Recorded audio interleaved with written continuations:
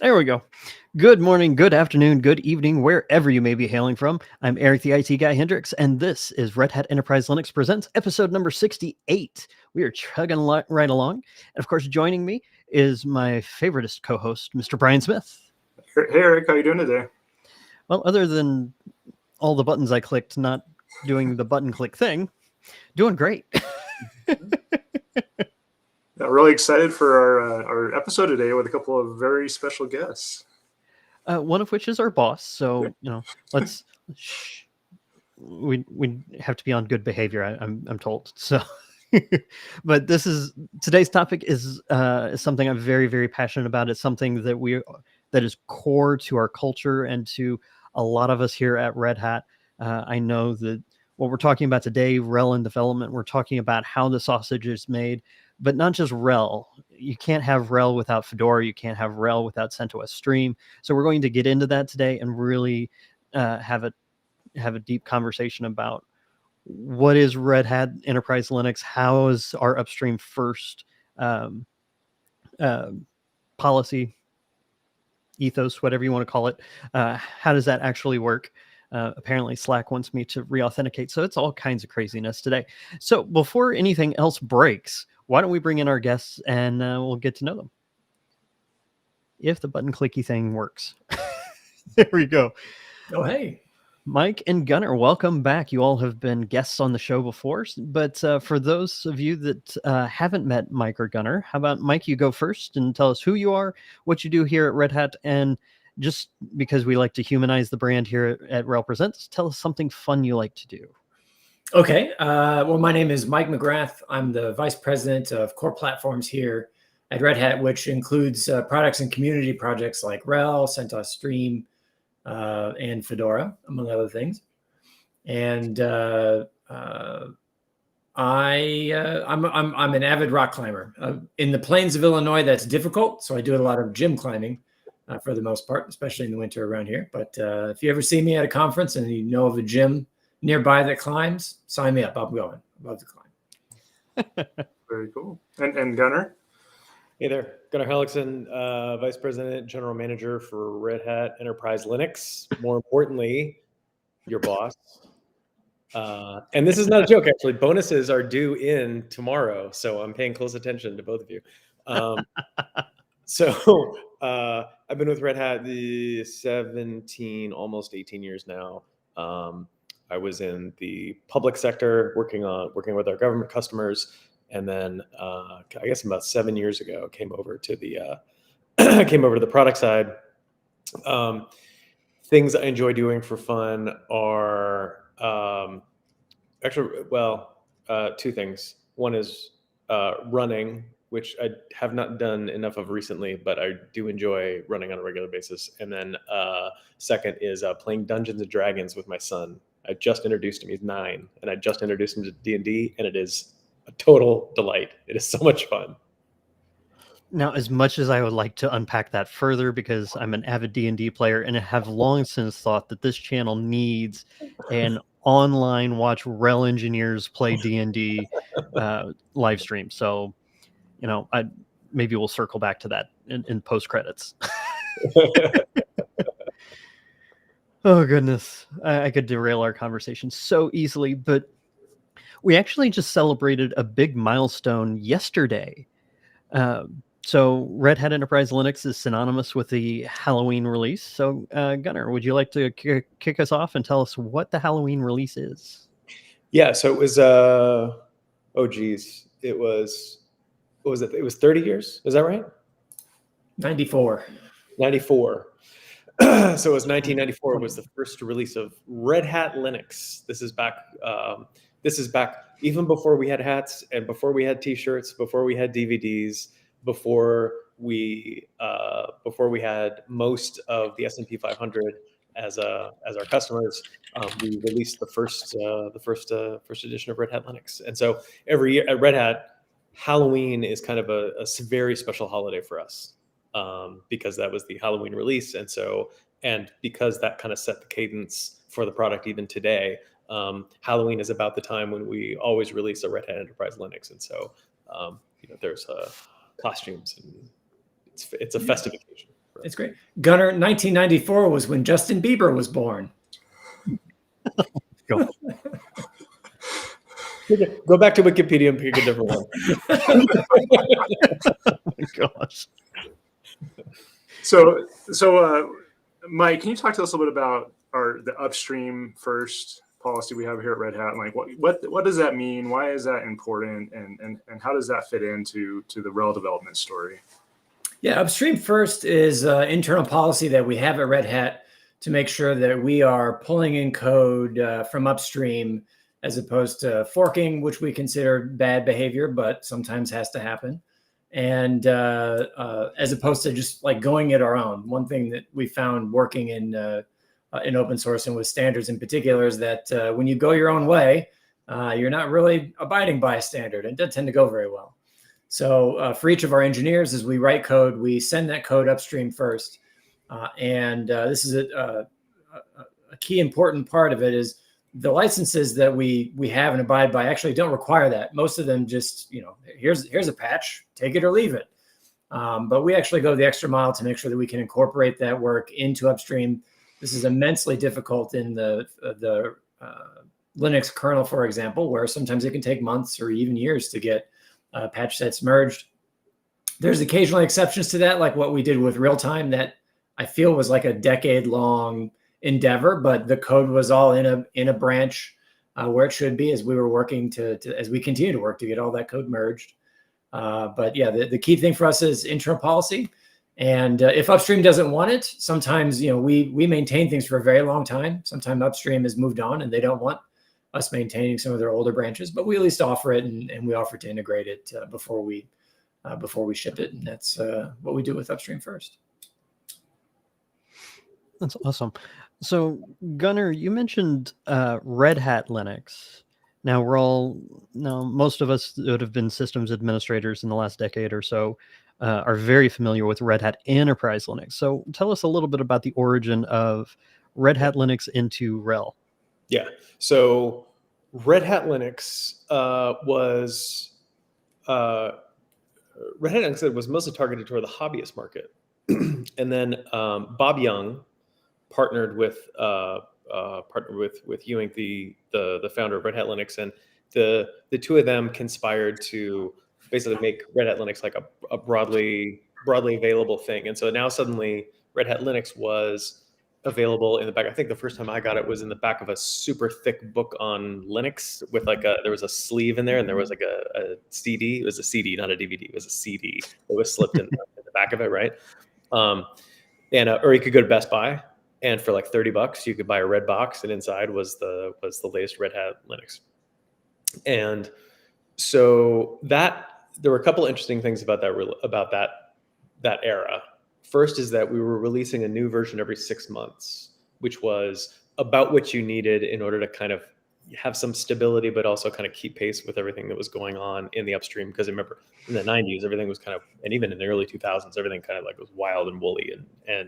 I remember installing, what was it, 93, I was installing Slackware off of like 21 3.5-inch diskettes, right? And it never worked the first time. And it was always X. It was always the X Windows system that failed for me. And I always had to go back and redo those 11 disks. Anyway, the Red Hat Linux you could get at Best Buy for $30, released it every 6 months. And you could get support for it. So you could call somebody at the Red Hat company and they would help you through the installation process and the rest of it. Two kinds of people would call.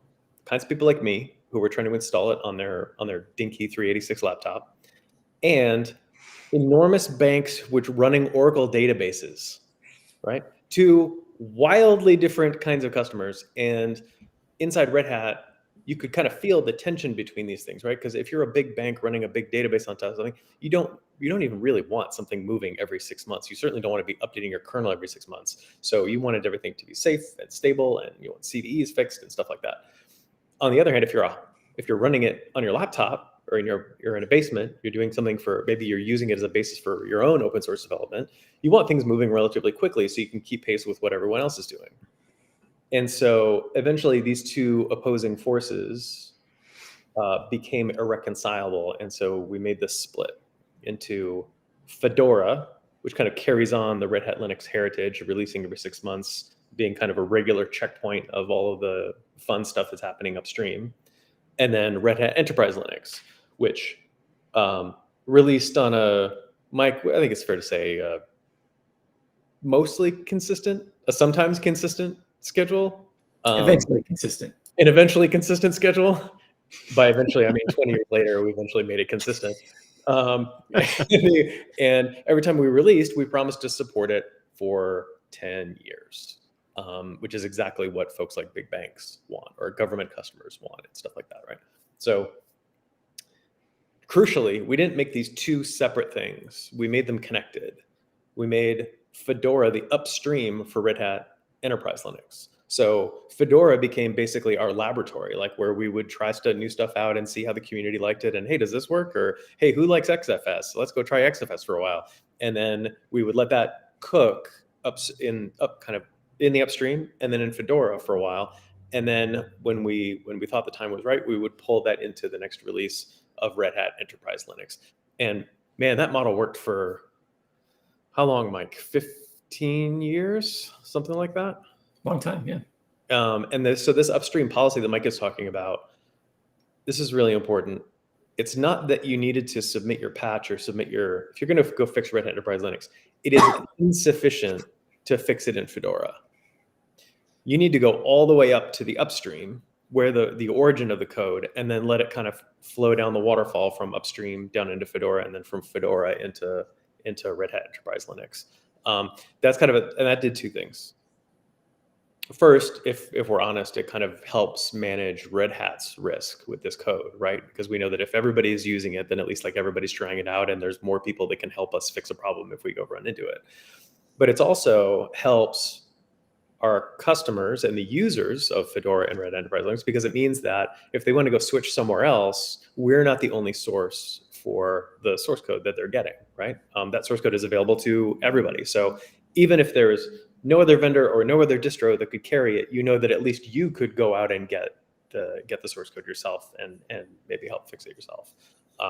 So I think it's a very community friendly policy, and it's really baked into our DNA. I mean, there's Mike, you and I usually when we are forced for whatever business reasons or technical reasons, if we have to go carry a patch that hasn't been submitted upstream, that usually involves a conversation between two vice presidents, that is Mike and I, about whether or not we're going to be cool with that or not, right? I mean, that is a big like executive level decision that we make.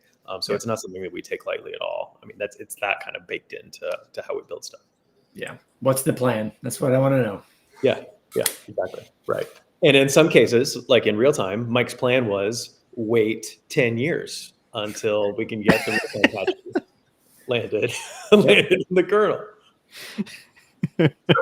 So you guys did a great job covering like the history, Red Hat Linux, Red Hat Enterprise Linux, Fedora. So I think that the other key piece we need to talk about is CentOS Linux and then CentOS Stream. So can one of you talk about, what is CentOS Linux? What is CentOS Stream? What is the difference? And what's, how did we get to where we are at right now with all this? Yeah. Mike, do you want to go first or should I? Yeah, I'll take this. So CentOS came about many years ago. I don't even know. I'm going to guess around 2006 or 7. Somebody in the chat probably knows. People started rebuilding RHEL at the time as CentOS, and Fedora still existed, and there were kind of these separate communities, and it went along. And people really like RHEL, and also people like to not pay for things, and so CentOS was predictably very popular back then. But it turns out building operating systems is pretty tricky, and they struggled. They had, you can go back and look at the headlines at the time, but there were several struggles that came about with regards to keeping infrastructure up and getting releases out. Sometimes the releases were very delayed, things like that. And so it was kind of there. It was not something that we formally started, but we had a lot of people asking about it. And at the time we thought, hey, this would be, we can go help this community. And so somebody somewhere went and approached them, or they approached us and put a pitch together to basically hire the developers of CentOS. And we were stewards of that release and community for probably about 10 years until recently we decided that the community itself was not the healthy, thriving community that we wanted it to be, and that we typically are used to dealing with. And so, Gunnar, you want to take it from there? Yeah. So, well, I think so you have CentOS, CentOS running as a community project, kind of totally separate from us. As Mike said, like we brought them into the fold. But Mike, I think it's important to tell the story of like why we brought them into the fold. And it was to solve a very specific problem. So, and it has to do with this Upstream First thing that I was talking about. So you got Fedora, Upstream to Fedora, Fedora to RHEL, and then RHEL to CentOS. Now, the difference between RHEL and CentOS, there's lots of kind of very specific, deeply technical differences, but in broad strokes, for the most folks' purposes, they were functionally the same, right? You didn't get the benefits of a Red Hat subscription and stuff, but like for a lot of people, like, maybe I don't need that stuff, so I'm just going to go and use CentOS. Cool.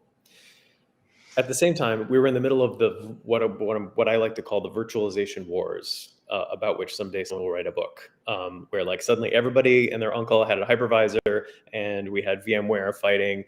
There was KVM, there was the whole Zen to KVM transition, et cetera, et cetera. OpenStack, that was a good time. And then also Rev, we were selling Red Hat Enterprise Virtualization was something. There was all of this work, because of the virtualization work, there was all of this work happening on top of RHEL, but a lot of it was happening out in the community. And because of our Upstream First policy, and because we were working with all these open source communities, we needed a way of providing folks something that looked like RHEL, that felt like RHEL, so that they could go build something that would eventually run on RHEL. Because, of course, Red Hat Enterprise Linux itself, of course, requires a subscription. That's what makes it Red Hat Enterprise Linux. So we couldn't give Red Hat Enterprise Linux out to everybody to go build on top of, but instead we could use CentOS as kind of a work-alike. And the hypothesis was that we could use CentOS as the base for this work, and then it would be really easy to integrate all that stuff into Red Hat Enterprise Linux. We were wrong. That is not how that worked. And Rashid Khan on Mike's team is probably the guy who bore the brunt of this, on the networking side. So we would go do some like insanely obscure or like oblique changes to the networking stuff that was happening, and we would do it on CentOS, and we discovered, oh, whoops, we actually need to fix the kernel. Okay, if you need to change the kernel in CentOS, remember, CentOS is not its own thing. It's a downstream of RHEL. It's supposed to be a downstream copy of RHEL. So if you need to go change something in CentOS, what you actually mean is that you need to go change it all the way in Upstream, and then have it flow down to Fedora, and then into Red Hat Enterprise Linux, and then from Red Hat Enterprise Linux into CentOS. So you have to go all the way back up the chutes and ladders in order to get any changes into CentOS on a permanent basis. This was not efficient. So this was an absolute nightmare for everybody, right? It was bad for us. It slowed us down. It was annoying. It meant that every change had to happen 6 times, in 6 different communities or what have you. And that is where we got the idea for CentOS Stream, which tries to solve the same problem. That is, how do I get something that looks a lot like RHEL, except make it available to the whole community and make sure that there's people who can make changes to it. But it actually puts it in the right spot, which is before the release of Red Hat Enterprise Linux. Because of course, the whole point of this is that you want it to show up in the next version of RHEL. So we created a second community between Fedora and RHEL called CentOS Stream. And that is not as volatile as Fedora, but is actually one way of thinking about it is that it's something less volatile than Fedora that's only changing every 6 months or so. A better way to think about it is we took all of the internal work that we were doing in Red Hat Enterprise Linux. Mike's folks, even though we're an open source company, most of their folks, all their work was happening inside the walls of Red Hat, and nobody ever saw it. Like 90% of the productization that we did was totally opaque to the rest of the world. We took all that work and we are now doing it in public, which by the way is something I'm really proud of. Doing it in public in CentOS Stream. So now the flow looks like Upstream to Fedora, every 6 months a new release, and then every 3 years we take a snapshot of that, and that becomes the next CentOS Stream. And CentOS Stream is where we then produce the next minor release. So if you want to preview the next major release of RHEL, you're looking at Fedora. If you want to preview the next minor release of RHEL, you're looking at CentOS Stream. And if you want to deploy something on RHEL, you are of course using RHEL. So now I'm really happy with, after so many meetings and so much like hand wringing and navel gazing and lots of whiteboards and plenty of spreadsheets, I feel like we now have a development ecosystem for enterprise Linux writ large that actually finally makes sense. Isn't just like kind of a slapdash connection of a bunch of stuff that we accidentally did over time. It now feels kind of coherent. And so like we have a place for hardware partners to go. We have a place for silicon vendors to go. We have a place for major ISVs to go, customers, etc. So I don't know. I'm kind of proud of this insanely complicated machine that we've that we've built over the last 25 years. Anyway, that was a long answer to a short question, but Oh, Brian and I knew what we were getting ourselves into. But Mike, I kind of want to get this from the engineering perspective as well. How has this CentOS change affected engineering? Like we just had RHEL 9 last year, and how has that changed? Yeah, so the change itself was a big change internally. We kind of flipped midstream in CentOS 8 or CentOS Linux 8, CentOS Stream 8, both. And for those that were paying attention, that was rough. Like that was a pretty rough transition if you were trying to pay attention to CentOS Stream 8 and RHEL 8. And that was rough for us too. It just, we didn't have the tooling in place to do it. We did by 9. And actually, one of the things that interested me most about this was purely an internal thing. Actually, I don't think I've talked about this much, but we've been trying to do things in a more agile manner at Red Hat, as you do. And the fact is, one of the things, engineers behave differently if they know that their code is going to be used by somebody soon. In RHEL land, it was not uncommon for, they're just doing the best job they can. They're trying to get code ready. They got deadlines and other things. It was not uncommon for somebody to put in something and it breaks the compose, or they get partially done with a feature and they commit what they have so somebody else can use it, but now something else breaks. Like engineering operating systems is very complicated. But CentOS Stream gives us the opportunity to both be agile. We can write code and other people may be running it within hours of us writing that code in theory. And that is a different mindset for people to have. And it's one that we already have in open source. Like when you send code upstream, anybody could then, depending if they have a release cycle or something, anybody else could be running it. Certainly a stranger. And it's just a different way of thinking about engineering. So that's one big thing. Another part has been actually sharing code and sharing bug fixes and other stuff internally, whether or not that's with a partner or a layered product like OpenShift. It's complicated because sometimes they just don't have access to the code that we're working on because it'll be behind our firewall or something else. CentOS Stream helps fix that 99%, 98% of the time at least, because you can just go point them at a pull request of some kind or really anything. And so that's very useful for us and partners. It just helps shortcut what is normal, what I would call normal corporate red tape. CentOS Stream allows us to safely bypass that. And for the most part, it works. I mean, you may have seen that we had I think it was a curl embargo that we accidentally lifted. It was like 13 hours early or something like that. That's the risk. And, we immediately go through, and anytime something like that happens, it's pretty rare, but we go through and we put policies in place to fix it in the future. But aside from that kind of stuff, like generally it works much better than the system we had. And the pros of a CentOS Stream for us definitely outweigh the cons. So a few months ago, Red Hat made an announcement that caused quite a bit of discussion out there in the community. Can you guys talk about what was announced and what does it mean and kind of what are the implications of all that? You must be talking about Red Hat Mugshot. Kidding. It's the third time I brought that up. If you don't know what it is in the chat, go Google it. Red Hat's Mugshot. We tried to be a Facebook for a while. It's a fun little trip down memory lane. I guess I'll start with these. Yeah, we announced that we were going to make the RHEL source code available only via the CentOS Stream where it was being published. And there was a lot of hay made about this in the media that I think there are some fair complaints with this.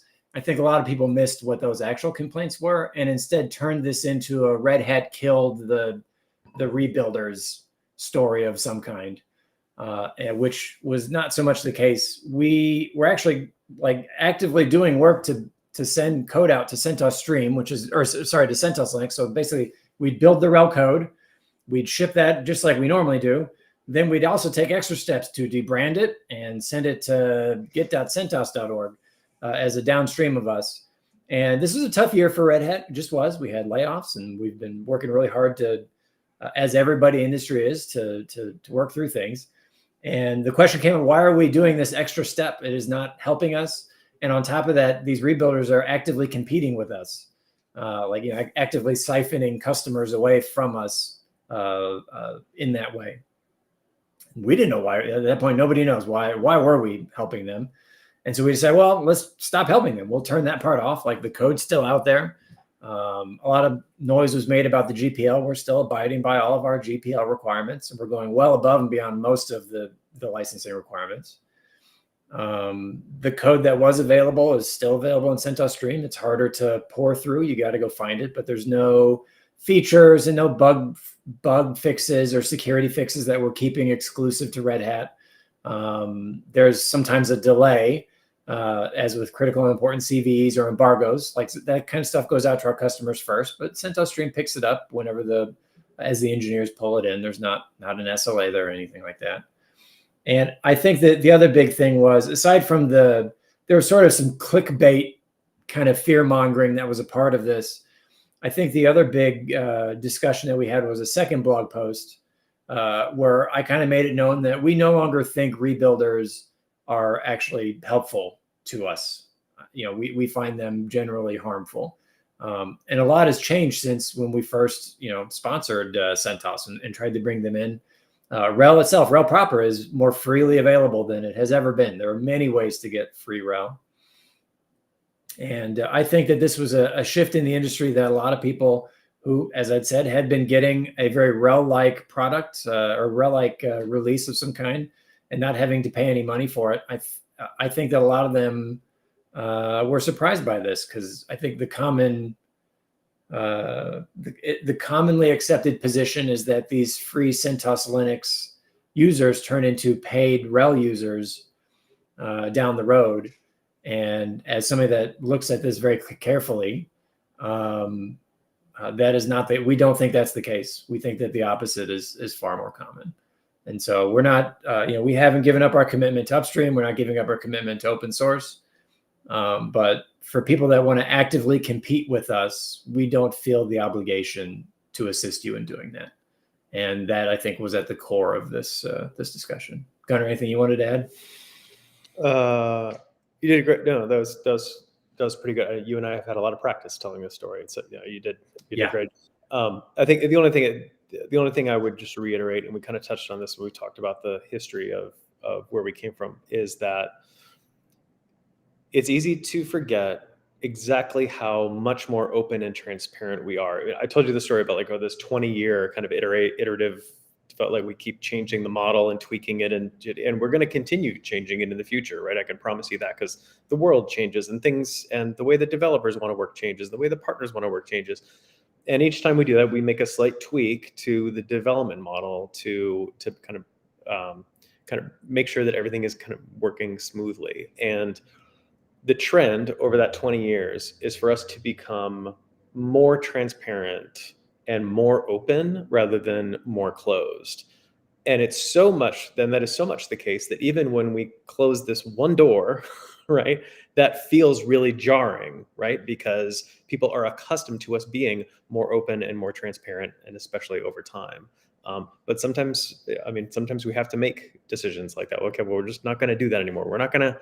We don't see a reason to help make life easier for these folks who are actively doing us harm, right? So we're gonna go make this choice. I think I'll put in one more thing. That includes not just the development model, but also on the business side. Over the last several years, we have added more options for making RHEL available for free than we've ever had before, right? We've got the developer for Teams option. We got the developer for, and more kind of special purpose programs, then I could shake a stick at. We got the Red Hat for open source infrastructure for the open source communities. We have academic programs, yada, yada, yada. I mean, I got a list as long as my arm of like different tools. And there's always more that we could do. There's always more programs that I would love to put in place than we have people or calories to do. But it's easy. I encourage folks not to forget exactly how much work we've done to make RHEL more available rather than less available, right? So that's what I'll say about that. One of the stories you like to tell is the predictable release cadence, and I think that's one of those times where we've made a business and engineering decision, or made a decision that affects both those parties. So when we started with RHEL 8, we'd finally nailed it down: 6-month minor, 3-year major, 10-year life cycle. Yep. We did away with maintenance support 1 and 2, and now it's just full maintenance or end of life. Yep. There's of course ELS programs in there as well, but why don't you share that story with our audience, because I kind of get a kick out of it, especially the part with the giant whiteboard. Oh yeah. Okay, so there used to be, customers would often ask us like, hey, can we just release on a regular cadence? You guys are driving us crazy, right? Like because I have to go plan my data center refreshes kind of several years in advance, and I never know when the next version of RHEL is going to come out. And I would love to be able to say that we had that we had an extremely sophisticated way of figuring out when the next major release was coming out. But here's what everybody should know. If you ever run your own operating system practice, here's what you should know. Your release cadence is heavily dictated by the release cadences of the hardware that you're running on, right? Because what you need to do is make sure that you're landing at the right spot so that you can enable the maximum amount of hardware that is already shipped, while releasing late enough that you can get as much as possible of the future hardware without having to do a disruptive change to the kernel, right? So there's kind of a sweet spot in there. And there was a person whose job it was to figure this out, and her name was Sue Denham. God bless Sue. She's since retired. I hope she's really enjoying herself. She deserves it. And this story is, let's call the story apocryphal or true enough, right? But okay, so you can imagine Sue in her office. She would print out the release schedules for all the hardware vendors that we were working with and line them all up, these printouts, and then kind of see like there's white space right here, right like January 7th. If we just release right in the middle here, we can get all this hardware, and then we solve these problems. We go right about that feels like a good major release time. Okay, that worked when various things were working properly, like the Intel Moore's Law metronome, right? Their tick-tock schedule. That was a finely tuned machine. That is no longer the case. That worked well when most folks were using x86 rather than an ARM or the hardware world has exploded. It's like Ragnarok, right? Like everything we knew about hardware is completely different than it was 10 years ago. We have the emergence of ARM and RISC-V. We have the emergence of the cloud providers, all of whom are competing against each other with weird idiosyncratic hardware enablement that they're doing. We have to support. And you have the original equipment manufacturers, your Dells and your HPs and et cetera. They're all doing their own version of optimizations. They're competing against themselves. They're competing against the public cloud providers. And in this Hobbesian war of all against all, you don't get a single consistent hardware release schedule. What you get is the worst case combinatorics of all of these hardware release schedules. And so, and I don't know if I've ever told this story in public. I think I told Mike this story. I'll tell you where I got the idea for the consistent release schedule. I was watching the New York documentary by Rick Burns, who is the younger brother of Ken Burns. So the New York documentary, it's available on PBS. You can go watch it. It's great. It's like a 10-episode thing. And in it, they tell the story about the Blackball shipping line out of New York. And the thing about Blackball was kind of the shipping equivalent of FedEx. And what their great innovation is we are going to depart New York Harbor on January 1st, whether we're full or not. Up until that point, every shipping company would wait until it was full before it would leave port. So you never really knew when your cargo was going to get from here to England. what the Blackball shipping line said is, we're going to ship on the same day, so you will have a reliable transit schedule. And that completely transformed how shipping worked in New York and made it a very important entrepot, et cetera. And I was like, that's interesting. I have the same problem. I'm sitting here waiting until my cargo ship is full before I can send this operating system out into the market. But wouldn't it be easier if everybody just knew that it was going to leave on the 1st and the 15th, whether it was full or not? Surely we can make that happen. And so I talked with my product managers, talked with program managers, talked with Mike and all his folks, and everybody kind of like, yeah, I think we can do it. And sure enough, in RHEL 8, ta-da, we were able to at least announce that we were going to do it. And then to my great relief, 3 years later, we shipped RHEL 9. Yeah, from a customer perspective, it's so much easier for customers to plan out, their projects, their hardware life cycles, just everything. It gets so much easier if you can predict when we're going to be releasing the minor releases and major releases. So this has just been so huge from a customer perspective. So let's talk a little bit about what's next for RHEL. Like what are you excited about and looking forward to in the future with RHEL? Well, I mean, RHEL 10 comes to mind. That'll be pretty rad. Yeah, that's right. Well, and because of our predictable release cadence, we actually know about when that'll be. We know exactly when it's going to be. Yeah, that's right. Yeah, for me, I'm actually. Gunnar already talked about ARM and RISC-V. I'm actually very excited to see a world where we will be surrounded by RHEL in devices all around us, and in telco towers, just cellular towers all over the place. I'm excited about that. We announced the in-vehicle operating stuff that we're doing a couple summits ago. I've been able to work directly on that, which is great. And I also, all of this stuff is kind of built on containers. And so I'm actually also really looking forward to, the next while, some further convergence of all of our technologies and containers and everything else. I have never been more excited about what's going on in RHEL, just because of the variety of stuff that's going on. It's not so much just about making a faster, more efficient server anymore. These are in devices that do things, and are in devices that regular people will interact with, and I think that's very exciting. Kind of building on that, I think I'm interested in.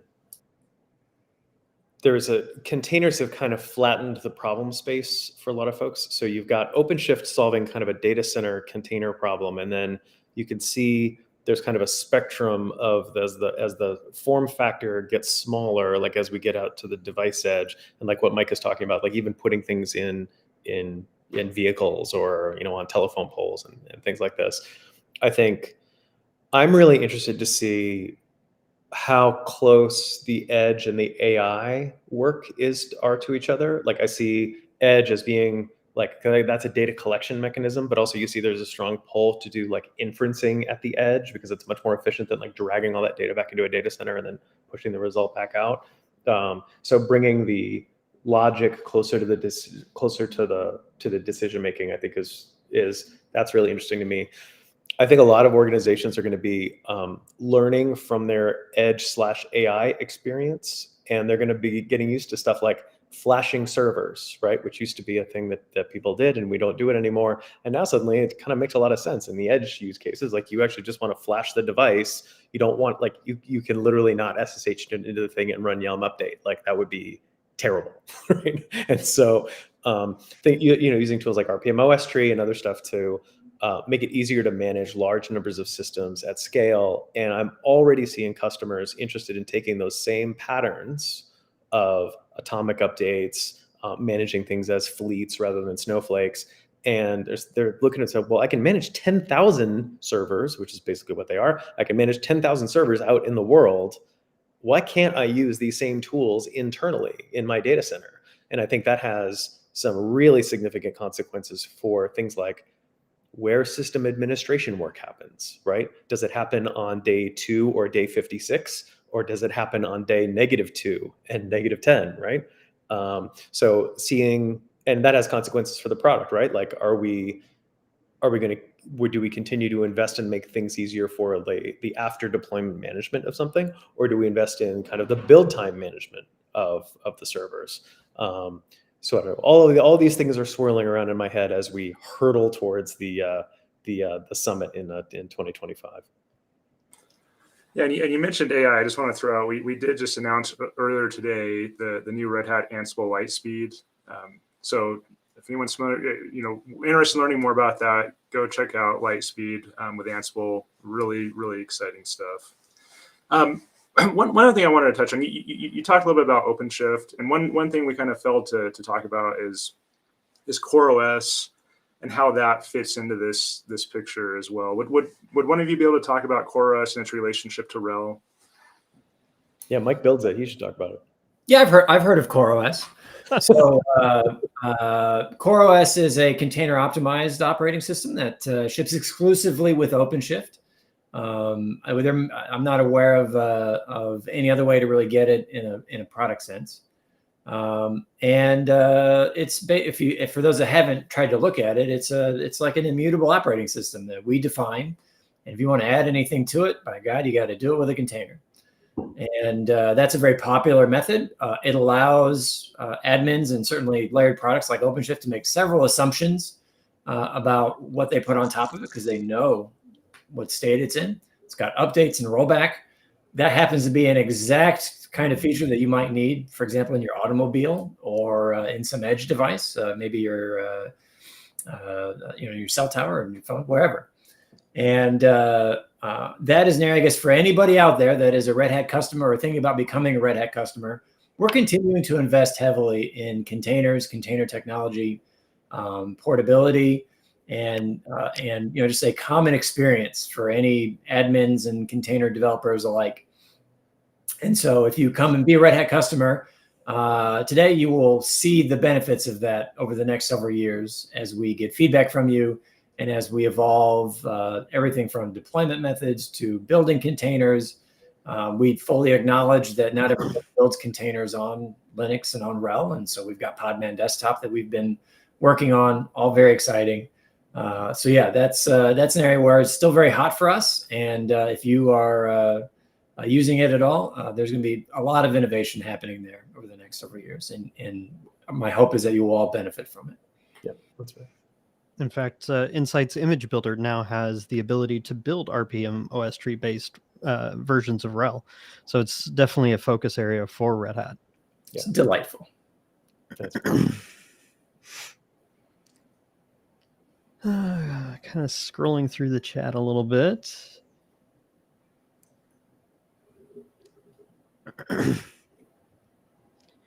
That's what happens when we kind of skim over the episode guide and then kind of dive in deep in a few different areas. And You want to while you're looking for the next question, do you want to hear the story of real time and how that came up? Yeah. actually, someone was asking me about that the other day, so I'd love to be able to point them to this. Yeah. Okay. So, and Mike can keep me honest because I think he was around during this time.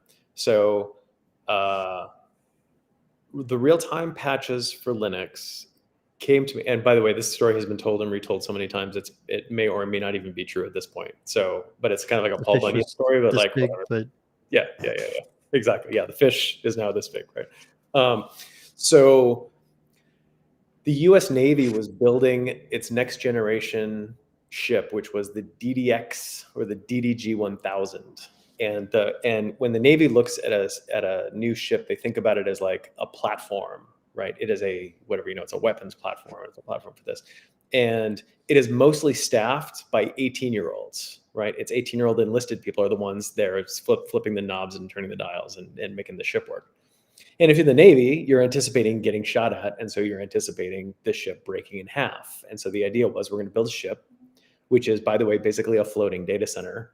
And it's going to be built with basically two data centers. There's going to be one at one end and one at the other, so that in case half the ship sinks, then the other half can stay afloat and still operate.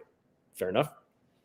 And it's got to be staffed by 18-year-old enlisted folks who have probably never seen a computer before in their lives. All right, fair enough. So are you going to run Windows on this thing? Sure, you're going to run Windows on this thing in some places. But everywhere else, we're going to standardize on one Linux, Red Hat in this case. But if we're going to standardize, there are certain systems on the ship that require real time, that is, more accurately, determinism, right? So if I hit a button, I can't wait 5 seconds for a buffer to flush before the next thing happens, right? I need to hit the button and know that in a predictable amount of time, the next thing is going to happen, whether it's launch a missile or do a radar, whatever. I need determinism, right? And so IBM, the Navy, Raytheon, Red Hat, we all worked together on these real-time patches to the Linux kernel. And we said, surely we can get these into the kernel upstream, right? Because we have an upstream first policy. So that was an important part of this thing. We'll do it, we'll help you, but this all has to be upstream. This all has to go into the Linux kernel proper. So we carried those patches for 15 years. We still ship the real-time product today. And what's interesting about it, it's a great open source story, because you would think that solving this problem for the Navy would be like a super narrow use case. As soon as the real-time patches were available, do you know who also was interested in determinism? It was high-frequency trading folks on Wall Street, who suddenly said, like, oh, wait a minute, this is exactly what I need to go run my HFT applications. And then we're seeing, and so now suddenly the use cases are now proliferating, right? Like we're using the real-time in edge devices, and the in-vehicle OS, I'm sure has needs for this kind of determinism. But this kind of initial investment in this one narrow market had broad implications, and this is actually kind of a classic open source story, right? Like one person just solving a problem that they have, and it turns out that actually dozens and hundreds and thousands of people have the same problem, right? And the fact that we were upstream first actually made this capability ubiquitous. But I would say if there was a lesson learned on real time, it is do not underestimate the amount of time it takes to upstream something into the Linux kernel. That would be my takeaway. Yeah, but in the meantime, don't let that preempt your goals. They made a gotta push forward. Mike, no. So I did come across a question that we wanted to ask, and it may pertain to the real-time story. RHEL is not a small project.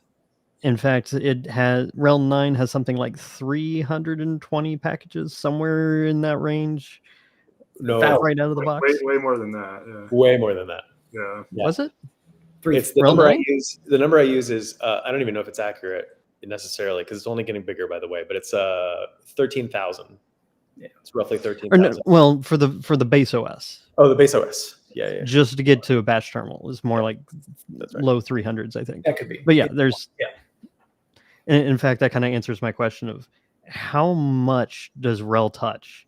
Because you've got the kernel, you've got Firewall D, you've got System D, you've got all these subsystems and all the supporting libraries and everything.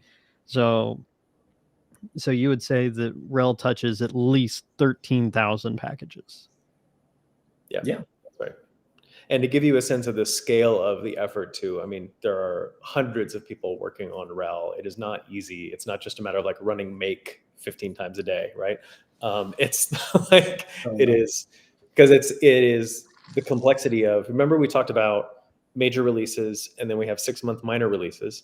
Well, those minor releases overlap because we actually have offerings that can extend the life of a particular minor release. And so you can imagine, Mike and I have both seen the spreadsheet of like the waterfall of life cycles, right? And it's the life cycles out until like 2035, right? So we know exactly what our work is going to look like.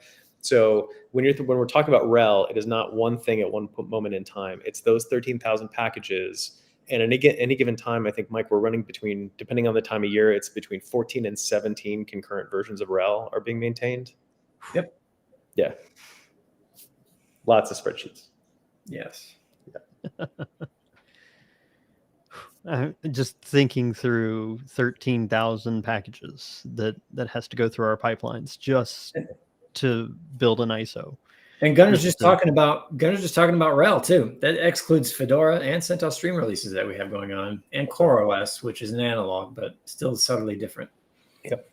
And then there's Apple as well, which has a lot of Red Hat engineers contributing to that as well. So, yep, that's right. In fact, that brings up another good point. I imagine when Red Hat Linux started, it was predominantly Red Hatters that were working on it.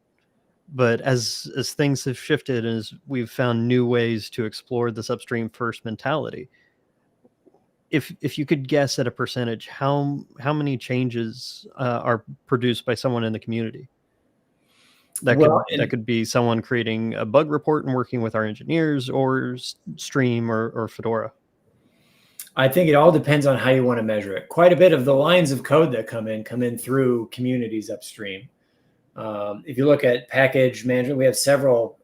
I have no idea. I would guess 50 to 60%, if not more, of the packages in Fedora, for example, are maintained by communities or have community involvement. And we obviously pay people to work there, but quite a lot of that is still Fedora, or is still community work. But once it crosses that boundary into CentOS Stream and inside, the barrier to entry is very high. And so we even still have some community contributions in CentOS Stream. It's quite a bit harder because CentOS Stream, the mainline branch, is RHEL. So the requirements to get something into CentOS Stream is the same as RHEL. And so, I guess Neil's mentioned in the chat here, 80% of Fedora packagers are community-based right now, which is great. It's actually even better than I was hoping for. So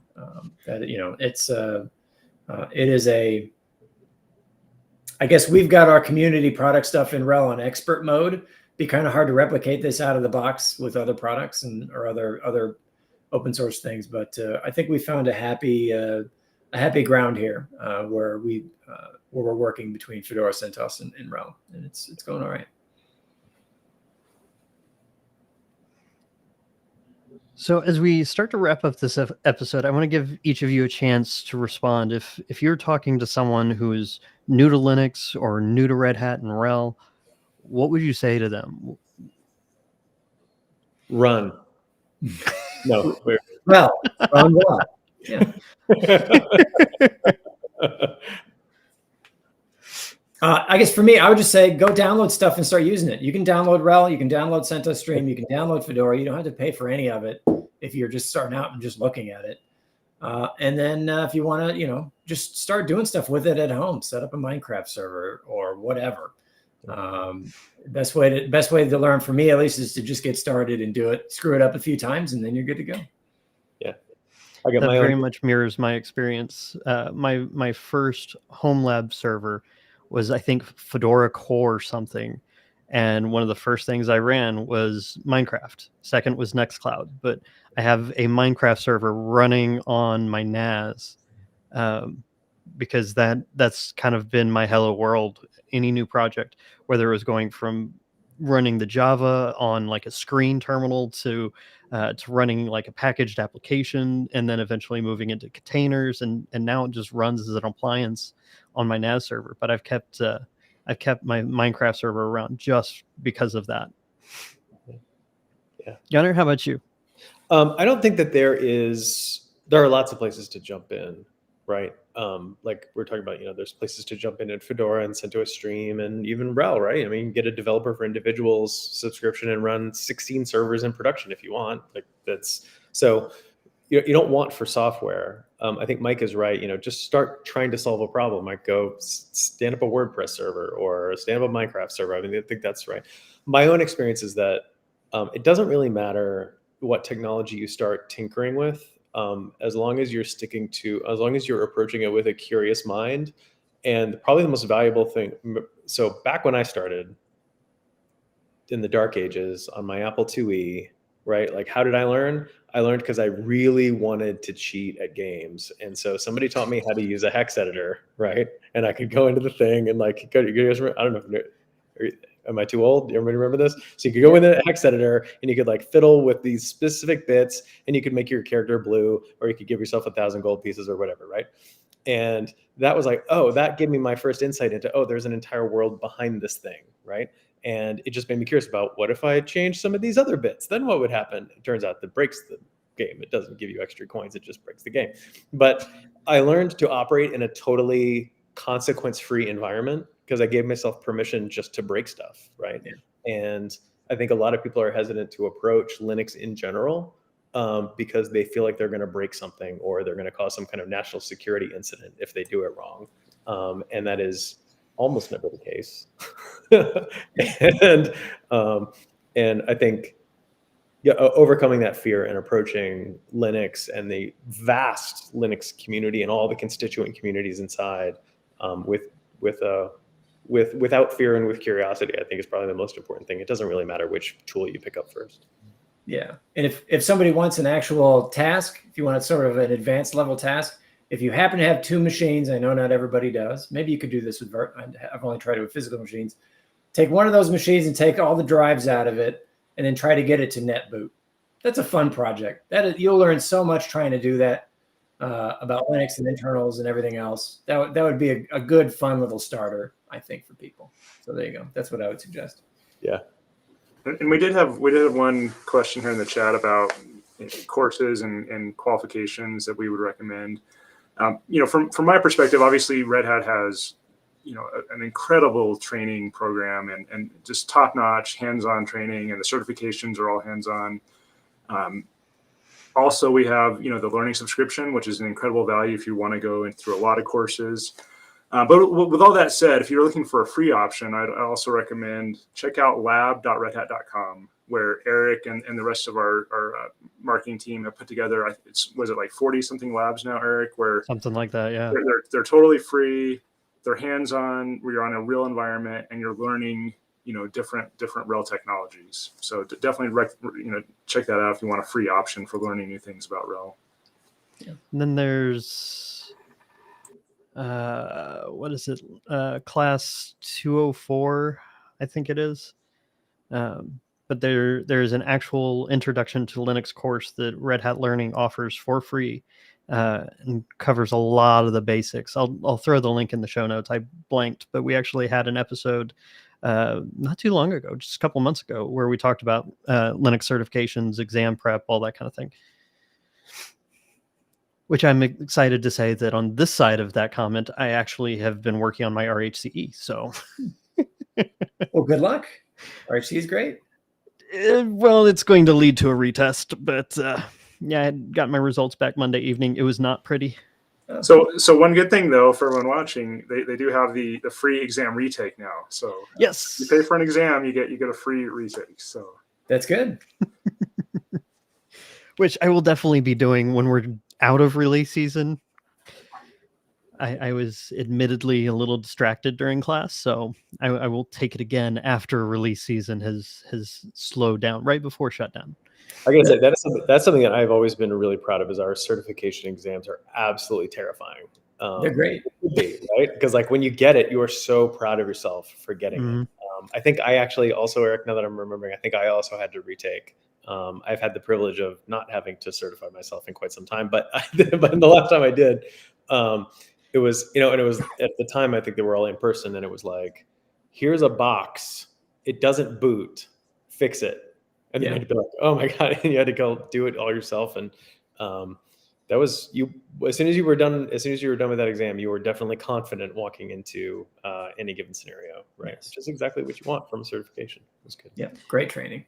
Yeah, that was my introduction into Linux systems administration. I was a Windows Server administrator, which means I dealt with group policy objects all day long, and the nightmare that those can turn into. And I was also the guy who these 6 or 7 weird servers that don't even have menu buttons. I'll manage those because I played with this Ubuntu thing, but then I found this Fedora thing, and that was even better, and didn't have the Wi-Fi problem that Ubuntu had back in that day. But I literally remember standing in a Borders bookstore.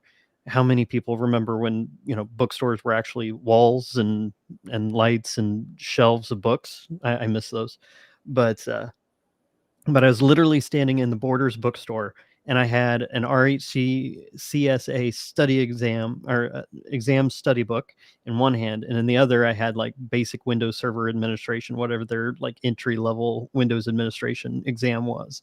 And I looked at them, and the thing that sold me on Red Hat Linux, or I guess it was RHEL by then, but what really sold me on it was the fact that I don't have to be a good test taker in order to get my RHCSA. I had to know what I was doing, and so I started studying on my own. I found a job opportunity here in town where a manager took pity on me and my desire to not be a Windows admin, and hired me on as a he hired me on as a Linux systems administrator. A few months later, I got my RHCSA, and really loved that job. I never should have left that job, but I will not forget that moment, holding these two massive books in my hand and going, I could kind of BS my way through this one, but does that really tell me or an employer that I know what I'm doing? But this Linux thing, I've played with it on my laptop. I've had virtual machines from time to time, but this just feels better. I feel like I can take my certificate in and feel like I've accomplished something. Yeah, exactly. All right. Well, we are at the top of the hour, and amazing conversations going on in chat. So if you can't catch us live, we're live every other Wednesday at 2 p.m. Eastern time, and you never know what we'll cover. In fact, we hinted at Lightspeed. In fact, in 2 weeks, we're going to be co-producing a episode of RHEL Presents where we'll be linking up with our buddies over in the Ansible BU, and we'll be talking about an event-driven infrastructure. So you no longer have to be the event driver, and instead you can be the event creator and basically say, if this system goes down, fail over to other system, reboot primary system. And guess what? You don't get paged at 2 a.m. anymore to fix that system. Isn't it fantastic? Where was all this stuff when I was a sysadmin? So to Tony's point, I will put a link to the RHCSA or to the Red Hat certification episode that we had a few months back. I'll put those in the show notes. Usually they show up within about 30 minutes of our live stream, depending on how hungry I am. So it might be a little longer today because I'm starving. But Mike, Gunnar, as VPs and as Red Hatters, I know you're very busy. So I very much appreciate your time and joining us here live, especially when we kind of had to shuffle our schedule around a little bit. So it worked out great. And I feel like we can point to this episode to people who are new to Red Hat and new to RHEL, and they can walk away with a good idea of what we're about. And that was our goal. So very much appreciate your guys' time. Thank you. It's been great being here. Yeah. With that said, if you like this episode, go ahead and hit that like button and hit the subscribe button. It's funny, but we have to tell you this, otherwise you won't do it. So hit the subscribe button and go ahead and click the bell. That way you know when we go live. In fact, I think today we had 2 new pre-recorded videos come live. We'll be promoting those across our social media networks as well. So definitely stay tuned. And this Friday, we'll be talking about, this is why I have notes. This Friday, we're talking about top 5 user tasks. So if you are new to Linux, on every Friday at noon Eastern, we have a show called Into the Terminal. It's 30 minutes, all hands-on, all terminal, all day long. And so we're doing a kind of a mini-series looking at, talking about essential basics of Linux systems management. So we've talked about file systems, we talked about how to get help, and now this week we're going to be talking about five user tasks. So join Nate and Scott for that.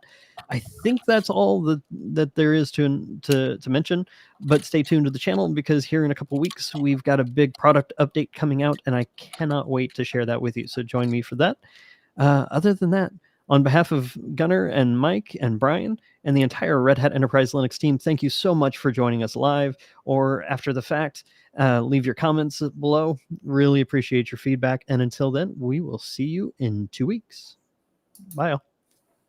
Everybody.